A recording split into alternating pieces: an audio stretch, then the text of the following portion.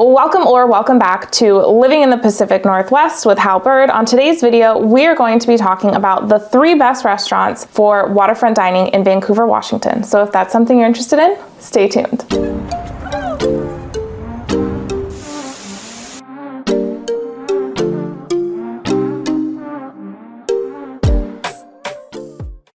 If you don't know me, my name is Hal Byrd. I am a licensed realtor and certified relocation specialist in the Pacific Northwest, serving the Portland Metro and Southwest Washington areas. And today we're talking about the 3 best restaurants for waterfront dining, specifically in Vancouver, Washington. And there were a couple things that were the precipice for this video. So one of them is the fact that there was an article that came out, this one, I'll link it below, that talked about that really Portland should be modeling what Vancouver is doing at its waterfront, because Portland has been, in the article's opinion, very stagnant on development and creating anything of interest at the waterfront, whereas Vancouver has really accelerated their waterfront area. And we have so many people who come to town who are thinking about relocating here. One of the allures of relocating here is the Columbia River, the access to nature and the outdoors. And so maybe you want to do some waterfront dining while you're here. So we wanted to create this video because you might not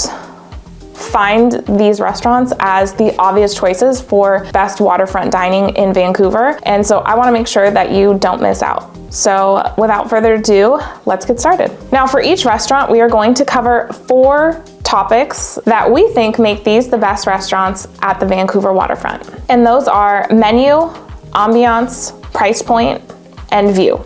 Of course, right? If we're talking about waterfront dining, it has to have a great view. The first restaurant I want to highlight is WildFin. This is at the new Vancouver waterfront development, which is just south of downtown and just north of the Columbia River. It is on the west side of I-5. And I wanted to highlight this restaurant as a great seafood option in Vancouver, Washington. As you can tell from the name, WildFin is a seafood-based restaurant. And I guess while we're on the topic of seafood, I should preface it by saying that I personally am a vegetarian. My husband is more of a flexitarian, so he eats mostly plant-based, but also eats meat when we're out and stuff like that. So just so you know kind of where we're coming from in terms of dietary preferences, and also the diversity on the menu. At WildFin, you'll find fresh fish, seafood, and Northwest meats. They have a very Northwest style menu, which is kind of like American food, but with a real emphasis on fresh quality ingredients. If you want great fish, they have fresh seasonal fish that is sourced out of our waters from the Pacific Northwest and Alaska. So I think that's really cool. They have seasonal specials, so they are rotating their menu throughout the different seasons of the year. So some of those types of fish might include salmon, steelhead, calamari, and prawns. They've got avocado toast and fondue that has Washington apples in it. They have a really, I would say, crowd-pleasing menu in terms of even your pickiest eaters can eat here. Personally, as a vegetarian, they made me a pasta dish the last time that I went there, and it was fantastic. So they will also customize things based on the dietary restrictions in your party. So everyone who wants anything from steak and ribs to seafood to people who might be vegetarian or vegan can eat at WildFin. And that's something that I like a lot, because a lot of seafood restaurants and steakhouses don't really offer great accommodations for vegetarians like me. So I really like WildFin and their menu, very quality food, great drinks. They have a great bar staff. And we'll share with you what we ordered. We have mac and cheese with lobster cream on deck. We got some Cajun pasta coming out. You have the calamari. How's the calamari? Calamari was delicious. Delicious. Drinks are good. Great margarita. My prickly pear, which included pear vodka, ginger liqueur, Saint Germain, jalapeno and fresh lemon.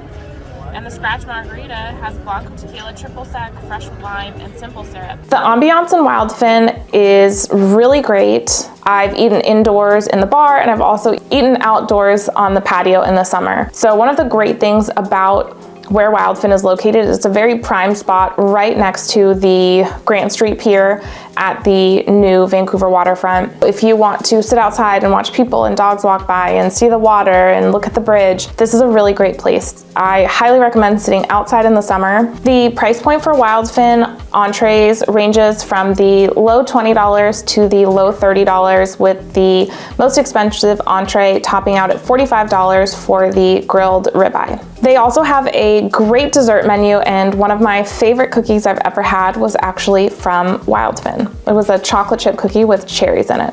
So good. And we already kind of covered the view. The patio is, in my opinion, the prime place to sit for the best views of the water and waterfront and everything that's going on outside. Next up, we have the Cove, which is on the Vancouver waterfront, but not in the new downtown waterfront area. This is more east in the industrial area. So to get to the Cove, you'll go down southeast Columbia Way. You'll pass a lot of industrial offices and buildings, and you'll go past Marine Park, past the roundabout, all the way to the end of Southeast Columbia Way. That is where you'll find the Cove. There is a jetty there, a marina, and some luxury condos. Let me know if you're interested in those. One of the great things about the Cove is that it's run by a husband and wife team. They are local restaurateurs. They own 2 restaurants in the Southwest Washington area. They own the Cove, which is on the waterfront on the Columbia River, and they also own the Hammond near the Costco and Camas off of Lake Road, just east of 192nd. This is also a very seafood prominent restaurant that focuses on Northwest cuisine. I would say the difference between WildFin and the Cove is that the Cove is even more seasonal. They change their menu out even more frequently than WildFin. WildFin has a very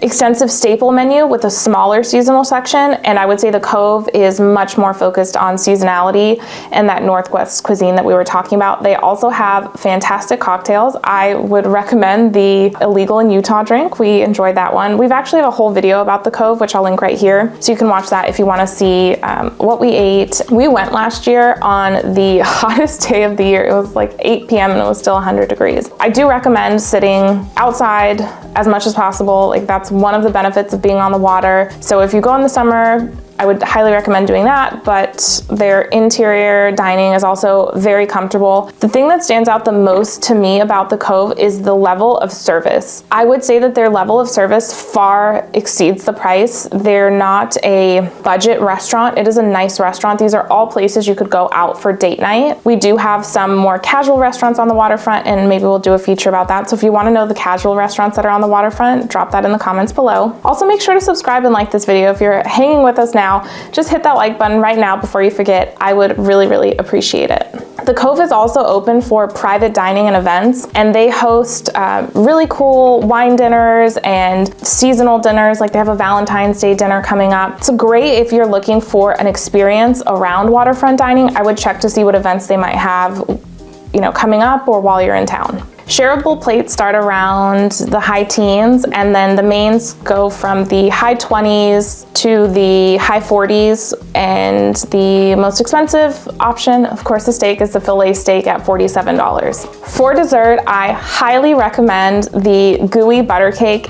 Oh, it's perfection. So good. The last thing to touch on when it comes to the Cove is the view. One of the things I like about the Cove's view more than the new waterfront is that the Cove is right above a marina. So if you want to look at boats and you want to also be able to walk on a jetty that's not as crowded as the main waterfront, and you're looking for something a little more low-key, I think that the Cove is perfect. And lastly, we have Dos Alas, which is a Latin kitchen and tequila bar at the new waterfront. This restaurant is right above WildFin, so they're in the same building. One of the things to know about the West Coast, if you're coming from the East Coast, and just, I guess, West Coast PNW life, is that it is very casual. There are not any restaurants that I can think of in Vancouver where you would dress up and wear a suit or like formal attire. For instance, with WildFin and the Cove, as far as I know, doesn't have a dress code. So it's, even though the level of service is very high, it's not pretentious. The Northwest is the least pretentious place you will ever find. I say that to say that if you're looking for something where you want to get a little more dressed up, you're looking for something spicy, Jared and I joke, we call Dos Olas Vegas in Vancouver because it is it's a much younger spot, I would say, than WildFin and the Cove. WildFin and the Cove are very family friendly, couple friendly. Dos Olas at night, I would not say is kid friendly. It is very much a date night spot, very flashy, and you'll see from the pictures that we're sharing. The menu is fantastic. It is great for vegetarians. They are super accommodating in the options that they offer, and the quality of food is so good. This is the most expensive restaurant that we're featuring, and as I'm looking at their menu, just refreshing my memory, I noticed that they added a vegetarian section to their menu, so going back to it being very vegetarian friendly, and a lot of those items can be veganized. So I think it's a great option. The corn chowder is fantastic. The small plates are gonna range from about $15 to $30. Entrees here range from about $40 to $50, and the most expensive item on the menu for entrees is $75, and that is the seared beef tenderloin. They also have plates to share that go up to $100. So this is definitely the most spendy restaurant, more of an occasion, if you will. It's definitely an experience if you go. On the topic of expensive, they also have a dessert called the $1 Million Sundae, which we have yet to try because I'm a little frugal and can't wrap my head around spending $50 on a dessert. But if you're interested, the $1 Million Sundae is 5 scoops of the Chef Choice gelato, salted caramel truffles, macaroons, toasted hazelnuts, bananas, tiger brownies, chocolate cherry crackle drizzle, and cajeta caramel. I hope I'm not butchering that. I have had the cheesecake at $12, which is also very good. I would say that Dos Olas, like the desserts at WildFin and the Cove, are slightly better to me, but butter cake is one of my favorite desserts next to mango sticky rice. They have really interesting drinks too, like where they're in cages and they open up the cage and the smoke comes out and they deliver your drink. So we did touch on the menu, the ambiance. Vegas and Vancouver is all you really need to know about it. If you're not into that vibe, that kind of nightlife, younger, energetic type of ambiance, I would really recommend doing what we do and going for lunch. And we did a video right here where we went for lunch. Much more casual during lunchtime, and I would say you could bring kids if you wanted to. It would be more family friendly at lunchtime. So we talked price point. The last thing to talk about is the view. And I love that Dos Olas is on the 2nd floor because there's, at the moment, although that's soon to change because there is a rooftop bar coming to the new waterfront. But this is one of the best views you can get in terms of elevation. You're on the 2nd floor, so you kind of get a bird's eye view. It feels, you know, like you're in a little bird's nest, if you will. The difference I would say between Dos Olas is that they do have an outdoor section, but it's not as prominent as, and it doesn't have the same vibe because you're not on the ground floor. So they have outdoors, but it's kind of tucked into the building. Doesn't feel as open air, but the views next to the window are great. And they're a very, very unique restaurant. I highly recommend checking them out if that sounds like something that would be of interest to you.